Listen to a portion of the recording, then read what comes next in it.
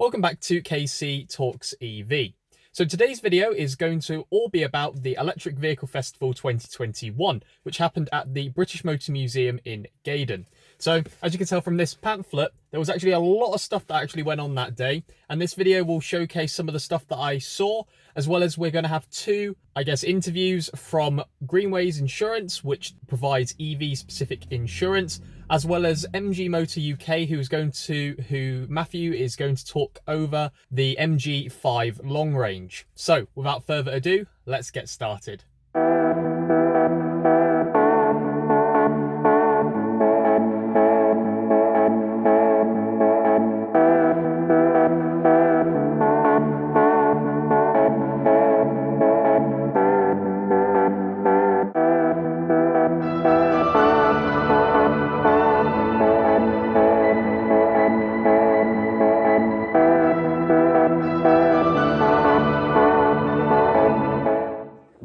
Okay, so I'm here at the stand at Greenways Insurance. I've only just found out that they're actually, what's your main sort of company that you're part of, if you get what I mean? Yeah, so Greenways Insurance, we're a specialist division of Five Ways Insurance Group.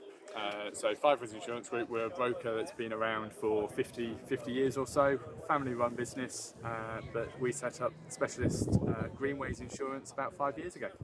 Yeah, I mean, because I was talking to one of your colleagues, and I was saying, I'm sure that Greenways sounds really familiar, and I found out when it was Five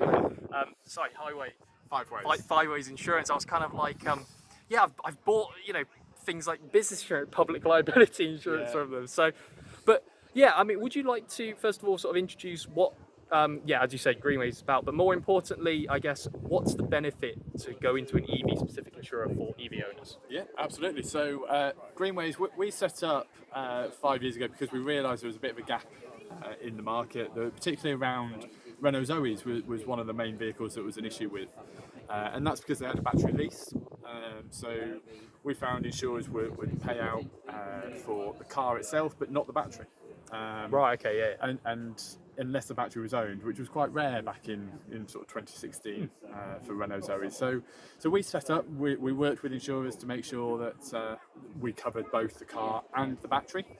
And as a result, if your car was written off or any issues, then we would make sure you're adequately covered. Since then, we've grown. We've obviously new vehicles have come on board. There's new models out there, and now our policy's got a bespoke, dedicated policy, and it covers extra benefits. So we have things like your charging cables covered, your home charge point. We'll recover you to the nearest charge point that if you were to run out of charge, which again, not so much of an issue for many people these days, but it's still. It causes people anxiety, and that's something we can solve. We take that anxiety away. So we're about peace of mind. We're here to offer the right policy, the right cover, and our policy is bespoke to electric vehicles. We have those kind of specialisms, that knowledge, that expertise, and we're passionate about electric vehicles just as other EV owners are. So yeah. Excellent. I mean, from my personal experience of insurance, I've always kind of found it, I guess, what I like to call the boring part of sort of ownership, to be honest. I mean, no offense, obviously. But for me at least, I think, yeah, you're completely right. At the end of the day, peace of mind is what we kind of need. And especially for things like, I got told things like even your charging points are covered in some certain policies and things like that. Yeah. And that just alone kind of gives you just a bit more peace of mind, especially for people who are transitioning over from ICE cars to EVs right now. Absolutely. And obviously quite a lot of people are at this point. Yeah. You only have to look at the event that we're at now to see all the 21 plates and everything. That's it. Yeah, they're all new cars. It's great to see. But we were just talking to a couple who didn't realise about their own charge point at home, and these charge points can cost upwards of thousands of pounds. So is it something covered on your home insurance? Is it not? People just don't know, and that's kind of what we're here for. Is we're here to offer the advice and make sure you know that you're covered and that we understand what you need, and that's why we're there to help. That's why you should use a specialist. Excellent. Well, thank you so much. All right. Excellent. Thank you very much. You're welcome.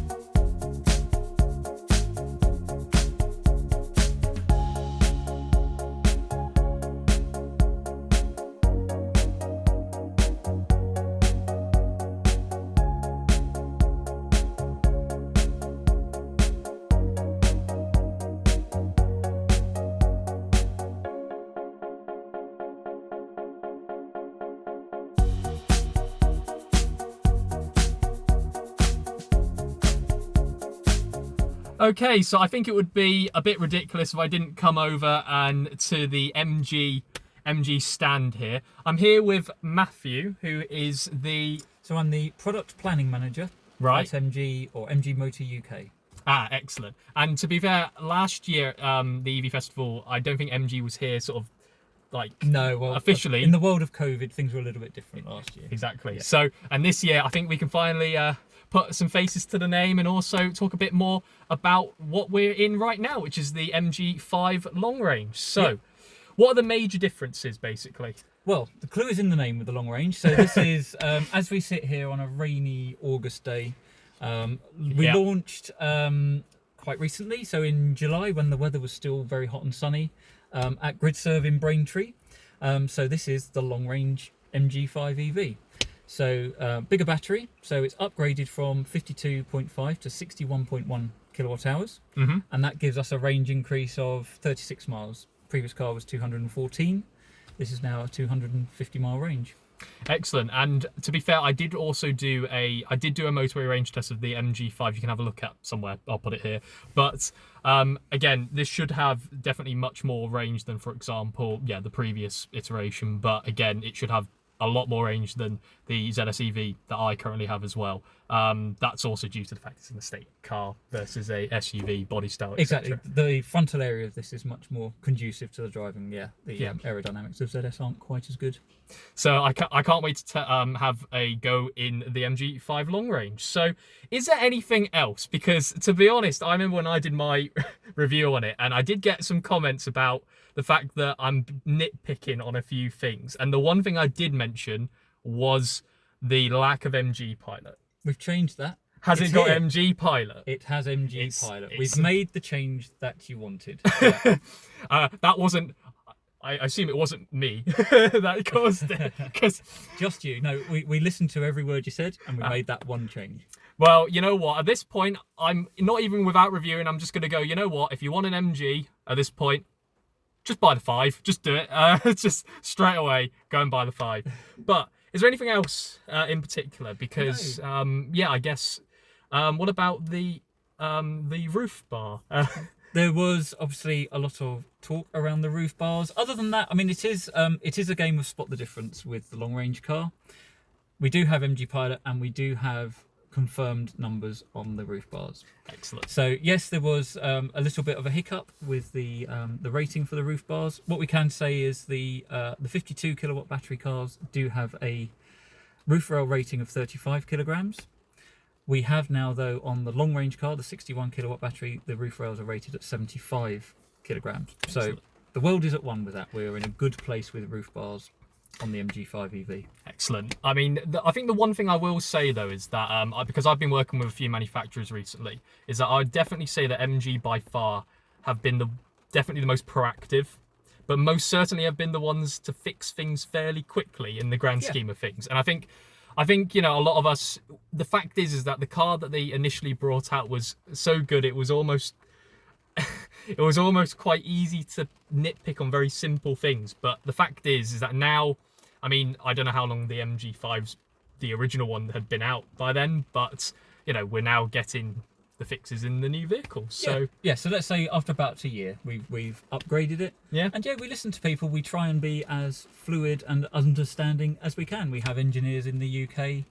We've got a good relationship with our colleagues in China, and we do try and listen and make changes where we can. And spec changes like bringing MG Pilot are a natural progression to add to safety, add to the driver convenience, and just create a more rounded product and increase the value proposition that we really are coming to market with. So yeah, that's pretty much it from at least MG UK. Thank you so much for obviously having a quick chat about the two things which that was the only two things I ever mentioned in that video, I'm sure. So literally now I can almost say I'll wait till I actually test the car, but if it's pretty much the same, I reckon this is definitely a winner. Thank you very much. Pleasure.